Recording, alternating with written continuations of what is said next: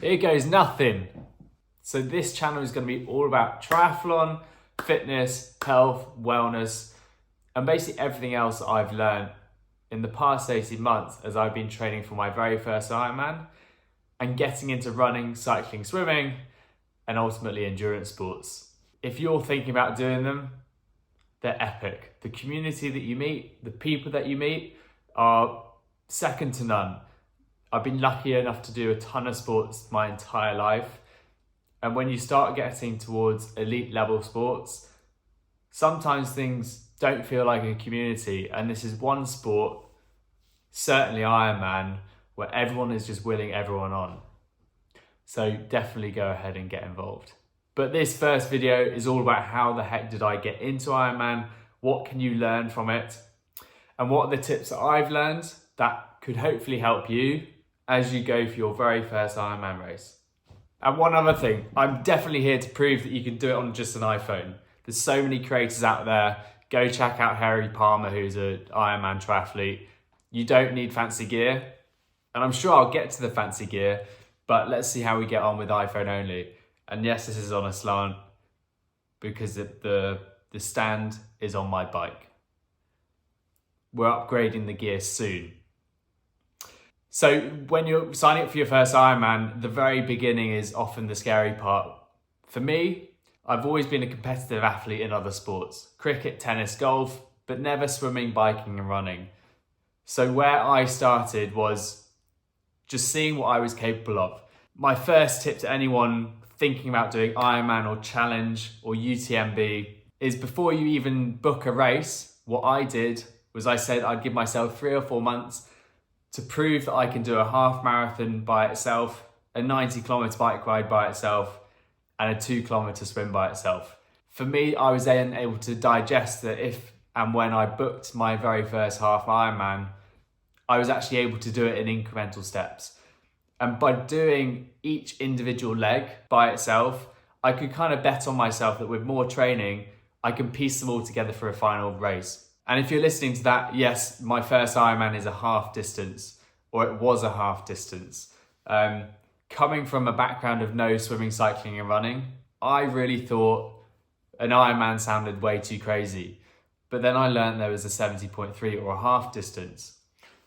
And if anybody from Ironman's watching this, it's a brilliant thing to keep on doing. And I hope they continue for a long time, because an Ironman is such a crazy challenge that actually a half allows you to feel comfortable that you can actually achieve something incredibly difficult from a fitness point of view. And that leads on to the second reason why I did the Ironman. I wanted something that I could physically push myself to the absolute limit of what I'm capable of doing. If you're listening to this, I'm sure some people will go, anybody can do a full Ironman. But for me, I wanted to take on something that I generally think is pushing the limits of what my body's capable of doing. And I can always go to a full distance Ironman.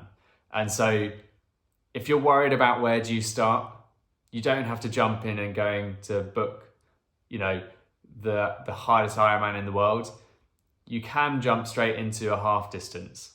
And a half distance is run by so many other organizations, from Challenge, from Ironman. There's plenty of British triathlons as well if you're based in the UK. And it's way more accessible, especially if you've never done anything like this before. What I learned from doing that and signing up to a half Ironman is the third thing I'm going to talk about quickly, which is mindset. Taking on something massive is a huge mental, physical, and lifestyle responsibility. And at least you give yourself a chance of fitting everything in, especially if you're starting from scratch, by doing a half distance. A full distance can take 25, 30 hours of your time every single week. And if you're anything like me, you have a full-time job. A half distance though, you can get away with doing training alongside work and around work. And so don't be put off when you're signing up to a half Ironman of how can you achieve it, because it's only a half marathon, only a couple of kilometers swim, and only 90 kilometers of cycling. And if that sounds really scary, once you've done 3 or 4 months of training, you'll realize that that's more than doable. But by signing up to a half distance instead of a full, you allow yourself to acclimatize your body to the extensive training that you're going to have to put your body through. So that It really helps digest it mentally. So sign up to that half Ironman or challenge. There's plenty of options out there. But where did I start from? I've always done competitive sports. I have never done the sports that an Ironman or a triathlon requires. I've always hated swimming. My final bike ride before I picked this up for Ironman was, I think, 2010. And then running, I've never really enjoyed running. My only long distance run on record was a 10K during 2020. And I think I did it in an hour and 6 minutes, give or take. I remember it being the hardest thing that I'd ever done physically. And that was a time where I was in the gym, just lifting weights, thinking about doing CrossFit, and the run seemed like the most difficult thing ever. Where I am today with the times of running, cycling and swimming is nowhere near where I started from. So I couldn't run.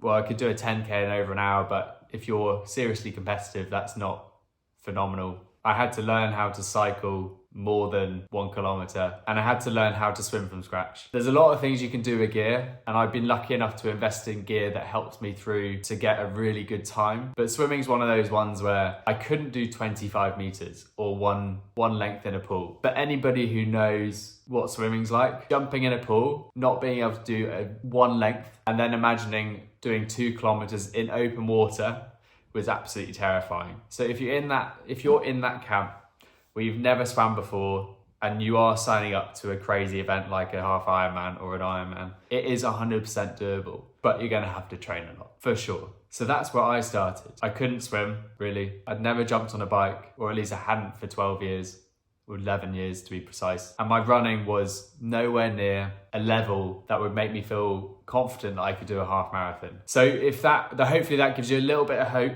that if you're signing up to your first crazy event, it's more than doable because there's other people who have done it. The final thing I'll talk about is the amount of time you have to leave yourself. And for me, I signed up to the idea of Ironman in my head in November 2021. I did 3 or 4 months training to allow myself to do the half marathon, the 2 kilometer swim, and the 90 kilometer bike in training. And that took me up to March. And so I booked Ironman 70.3 Weymouth in April 2021. And so from that point, I had, give or take, 6 months full training to get myself in great shape. And I 100% backed myself, but then I also put in the training behind it. I went straight in with all the training plans that you can buy online, but with 3 months to go, I hired a coach to make sure I didn't get injured, that my training was completely on plan and on track, and it turned out well. But that was my timeline. Mentally checked into the idea in November, 3 or 4 months training to make myself feel comfortable that if I went into full training, I could pull off an Ironman. Then went into booking it with 6 months to go, and then gave myself 6 full months. When you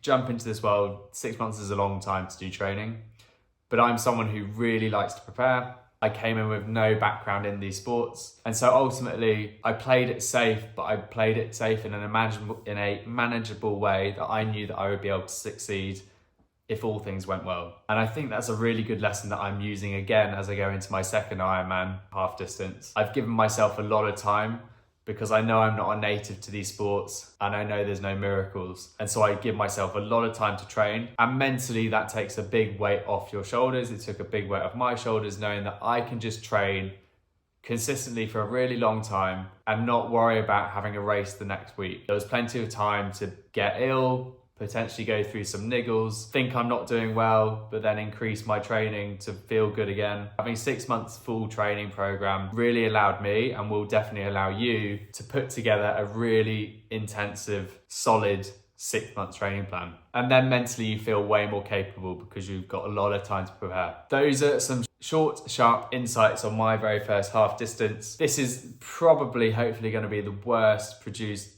YouTube video on my platform. Some of my shorts are probably worse. But if you enjoy triathlon, if you enjoy pushing yourself to the absolute limit, if you enjoy really diving into health and fitness as a lifestyle, this is going to be a channel where I'm going to be focusing on all of that. And when there's not a YouTube video live, I run a newsletter that shares all of my learnings across international sport that I did when I was growing up, right through to health and fitness tips that I'm using every single day, through to interviews with pros. And I mentioned Harry Palmer at the beginning because he's someone that I've featured on my newsletter. And that goes out every single Sunday at 9 a.m. and it's completely free. So go check that out. The link's in the bio.